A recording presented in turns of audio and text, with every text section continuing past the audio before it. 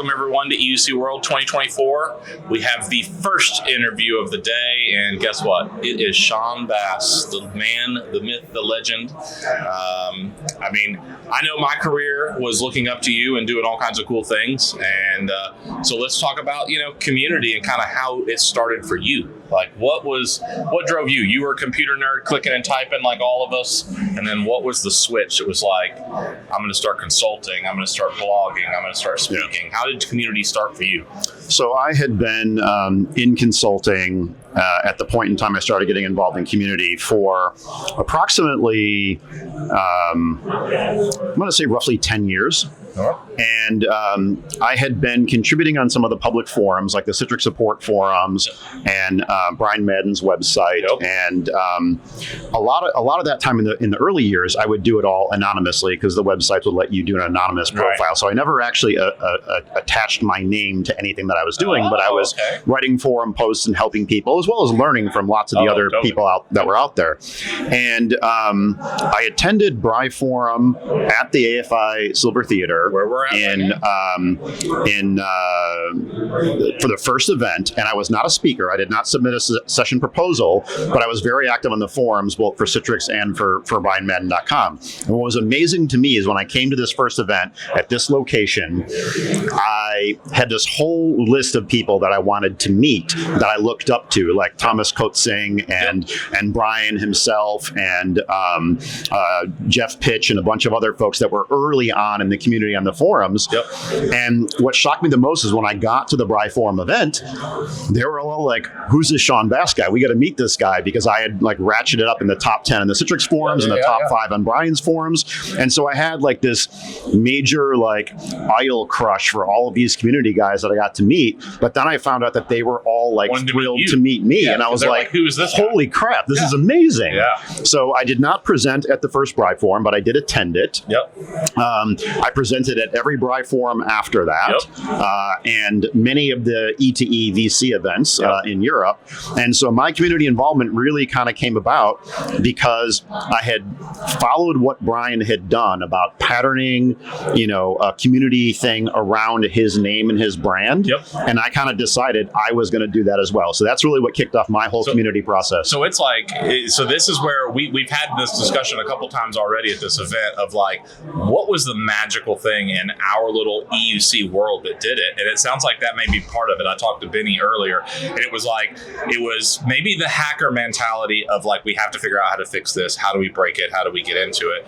But then it was the knowledge sharing of like, I'm going to post it. And so probably a lot of people were forum readers for years or months before they were forum posters. For sure. And they're just sitting there learning. And then finally there's a post that sings, I can answer this, or I can help. I tried this, I can do this. And then that turned into a couple more posts to then building notoriety to be able to be like, oh, would you like to do a session on all the things you post about? Yeah. And then it's just like this natural progression and a snowball of your career and trajectory, because you've got to work at a lot of awesome companies too, right? And you've got to see a lot of large deployments and very different types of deployments all over the world.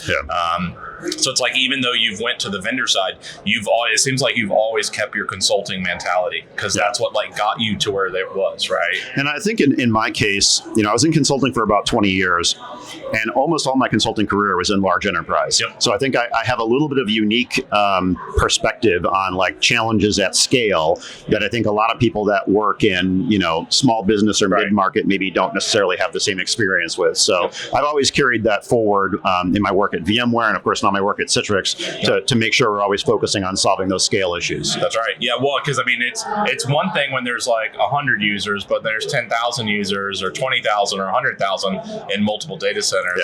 It compounds everything, and we're global experience. And Brian said it's the year of VDI, right? So I mean, like, it's official. Johan, it's been the year of VDI for 10 years. I think we've been saying it jokingly, but I think since Brian said it, maybe it's like really going to be real this time. I don't know, because it's sort of like the year of the Linux desktop. Totally, it's just right there. Any day the Linux desktop is going to take off like wildfire. So what does it feel like being here, basically almost 20 years later, and like a another user community is kind of starting, and what do you feel like the energy? Because I mean, right now the VDI market is the most dynamic it's ever been. Yeah. So many players. It's not the late 1990s when it was Citrix only, and then in 2008 when VMware kind of jumped into that EUC space, and then everybody since then. What do you feel? I mean, what's going on? So I think the most heartwarming thing for me is to see that there's a new generation of people that are kind of carrying the torch. Like when I got started in the community in the mid 2000s up through, roughly, I had about 10, 15 solid years of contributing, and then went to work for a vendor, and then did more, vendor related presentations, that kind of stuff. But you always kind of felt like the community maybe wouldn't continue if that next generation of people kind of didn't pick it up. Totally. And what was so heartwarming for me is to see like my kind of generation of speakers that were doing this stuff.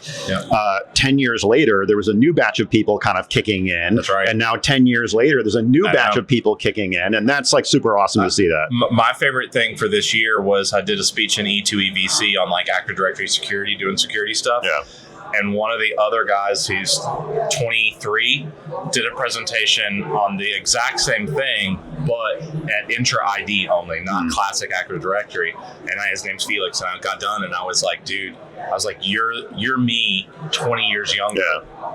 Keep doing what you're doing. Don't worry about the old school things I'm talking about, because what I'm doing, I probably only have 10, 20 years left, right? You might find interesting, and I know you weren't necessarily in this community during my first public presentation, but my first public presentation was at E2EVC in Nice, and my session was titled How to Hack and How to Defend Against a Terminal Server Attack. Oh, that's cool. And so my first public presentation ever was at E2E, and it was on a security topic.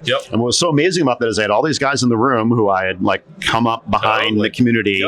And I did my presentation. I was super stressed out because the session before me ran about 15 minutes over, and lunch was after my session. You were in between people and food. You already know I speak very fast, but imagine being under pressure that you have 15 minutes less time. I tried to do a live demo, which failed because there was an issue with the VM, whatever. So then I went to plan B, which was I recorded a video of the terminal server attack and then the terminal server defense. And I went to play the video, and I didn't know that when you put Windows Media Player full screen on an extended display, that it didn't actually show the video. So now I'm like, my plan A failed doing the live demo. My plan B was to show a video, and the screen is blank. And I was sitting there like, sweat just dripping down. This is not how I thought it was going to And Brian was in the audience. She's like, oh yeah, with Media Player, like you've got to run it windowed or it doesn't show on an extended display. And I was like, oh my God, thank you. Because like I was already out of plan B. Think about it, it's like one of those like quiet little forum tips. Oh yeah, just window, it'll be fine. Oh, I never my heart rate was like 240 a minute. Like I was just dying. And then the funniest part was at the end of that presentation, I turned around and said, like, anyone got any questions? And like everyone's like fumbling for their Wi-Fi switch to like turn their laptop off. And I'm like, relax. Yeah, that's all. Because I mean, my first security one was with Jarian at E2EVC Orlando. And hanging out with Alex in there. And it was the exact same thing, coming off like a Synergy. And it was like, oh, it was the day after. It was like, oh, okay, cool. And so that's funny. I never knew that your first session like that was a security one too. My first one was a security one also. It was originally planned as a live hacking demo that failed because of my VMware Workstation VM had an issue. And I went to plan B, which is the movie, and it worked out fine once I figured out how to get it. How to window. Windowed mode. And you thought you knew Windows, right? Until you got to that moment in your life right then at that moment. That's awesome. Well, I mean, any other closing thoughts or things you can think about? I just want to say thanks to the World of EUC board for kind of continuing this effort. I know there's been a lot of turmoil in the EUC vendor community and their user groups and what's happened. But for you guys to kind of come together and say, like, we're going to do something about this, we're going to launch our own independent EUC conference is both insane but admirable. and just want to say thanks to everyone on the board for putting this together and bringing us back to such an iconic location at the start of all of this. Yeah, no, we can't thank enough everybody that came here as attendees and everybody that spoke here and all the sponsors, because it couldn't have been possible without that. Well, here's many more. Congrats. Yeah, I know. And I can see lunches getting wheeled in, so everyone's gonna be jonesing in a few minutes. So thank you so much, Shawn, and I'm so happy that we get to do this. Awesome. Thanks, Patrick.